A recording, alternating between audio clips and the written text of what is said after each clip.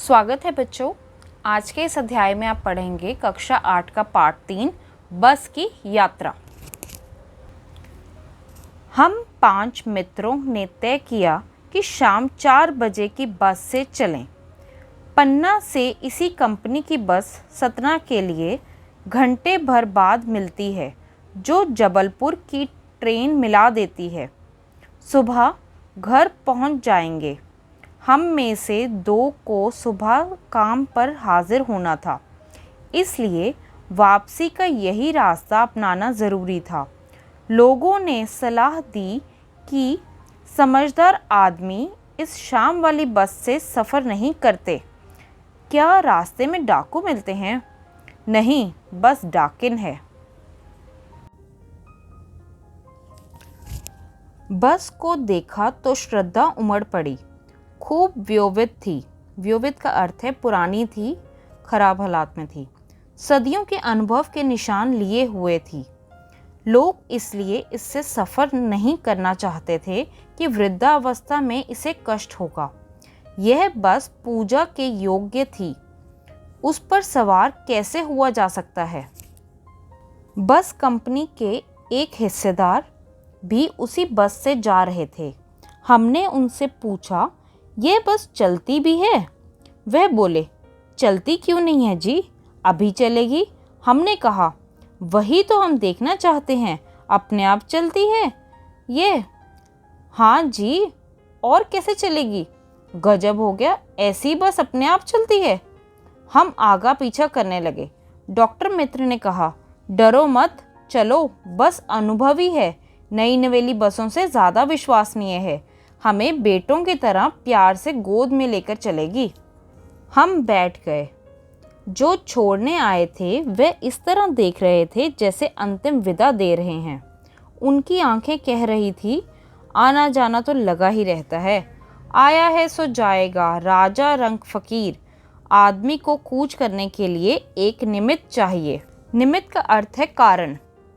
Engine सचमुच start हो गया, ऐसा जैसे सारी बस ही इंजन है और हम इंजन के भीतर बैठे हैं। कांच बहुत कम बचे थे, जो बचे थे उनसे हमें बचना था। हम फौरन खिड़की से दूर सरक गए। इंजन चल रहा था। हमें लग रहा था कि हमारी सीट के नीचे इंजन है। बस सचमुच चल पड़ी और हमें लगा कि ये गांधी जी के असहयोग और सविनय अवज्ञा आंदोलनों के वक्त अवश्य जवान रही होगी। उसे ट्रेनिंग मिल चुकी थी। हर हिस्सा दूसरे से असहयोग कर रहा था। पूरी बस सविनय अवज्ञा आंदोलन के दौर से गुजर रही थी। सीट का बॉडी से असहयोग चल रहा था। कभी लगता सीट बॉडी को छोड़कर आगे निकल गई है, कभी लगता कि सीट को छोड़कर बॉडी आगे भागी जा रही है। 8-10 मील चलने पर सारे भेदभाव मिट गए। यह समझ में नहीं आता था कि सीट पर हम बैठे हैं या सीट हम पर बैठी है। एकाएक बस रुक गई। मालूम हुआ कि पेट्रोल की टंकी में छेद हो गया है।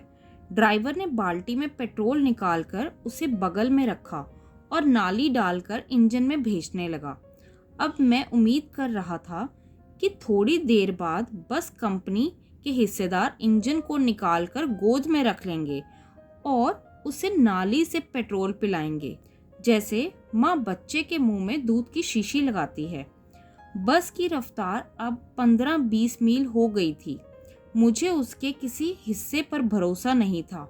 ब्रेक फेल हो सकता है, स्टीयरिंग टूट सकता है। प्रकृति के दृश्य बहुत लुभावने थे। दोनों तरफ हरे भरे पेड़ थे जिन पर पक्षी बैठे थे। मैं हर पेड़ को अपना दुश्मन समझ रहा था। जो भी पेड़ आता, डर लगता कि इससे बस टकराएगी। वह निकल जाता तो दूसरे पेड़ का इंतजार करता। झील दिखती तो सोचता कि इसमें बस गोता लगा जाएगी। एकाएक फिर बस रुकी। ड्राइवर ने तरह तरह की तरकीबें की, पर वह चली नहीं। सविनय अवज्ञा आंदोलन शुरू हो गया था। कंपनी के हिस्सेदार कह रहे थे, बस तो फर्स्ट क्लास है जी, यह तो इत्तेफाक की बात है। क्षीण चांदनी में वृक्षों की छाया के नीचे वह बस बड़ी दयनीय लग रही थी। लगता जैसे कोई वृद्धा थककर बैठ गई हो। हमें गलानी हो रही थी कि बेचारी पर लदकर हम चले आ रहे हैं। अगर इसका प्राणांत हो गया तो इस बियाबान में हमें इसकी अंत्येष्टि करनी पड़ेगी। प्राणांत का मतलब है अगर इसने दम तोड़ दिया, अगर इसके प्राण निकल गए तो।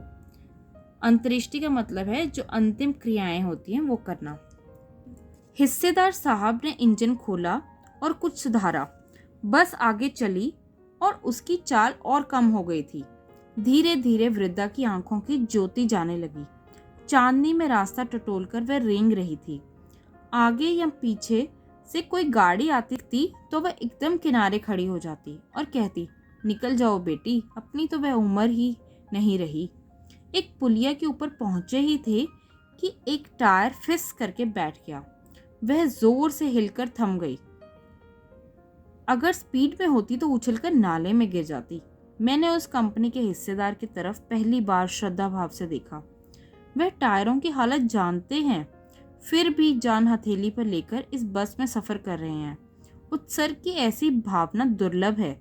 सोचा इस आदमी के साहस और बलिदान की भावना का सही उपयोग नहीं हो रहा। इसे तो किसी क्रांतिकारी आंदोलन का नेता होना चाहिए। अगर बस नाले में गिर पड़ती और हम सब मर जाते तो देवता बाहें पसार कर उसका इंतजार करते और कहते, वह महान आदमी आ रहा है जिसने एक टायर के लिए प्राण दे दिए। मर गया पर टायर नहीं बदला। दूसरा घिसा टायर लगाकर बस फिर चली। अब हमने वक्त पर पन्ना पहुंचने की उम्मीद छोड़ दी थी।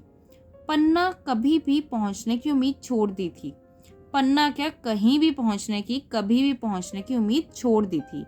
लगता था कि जिंदगी इसी बस में गुजरनी है और इससे सीधा उस लोक को प्रयाण कर जाना है। इस पृथ्वी पर उसकी कोई मंजिल नहीं है। मेरी बेताबी तनाव खत्म हो गए। हम बड़े इत्मीनान से घर की तरह बैठ गए। चिंता जाती रही, हंसी मजाक चालू हो गया। इस पाठ के लेखक हैं हरिशंकर परसई। बच्चों, आशा करती हूँ कि आपको ये अध्याय अच्छा लगा हो। अगर आपके कोई भी सुझाव या विचार हों तो आप कमेंट सेक्शन में लिख के ज़रूर बताएं। यदि आपको ये वीडियो अच्छी लगी तो इस वीडियो को लाइक ज़रूर करें और चैनल को सब्सक्राइब करें। धन्यवाद।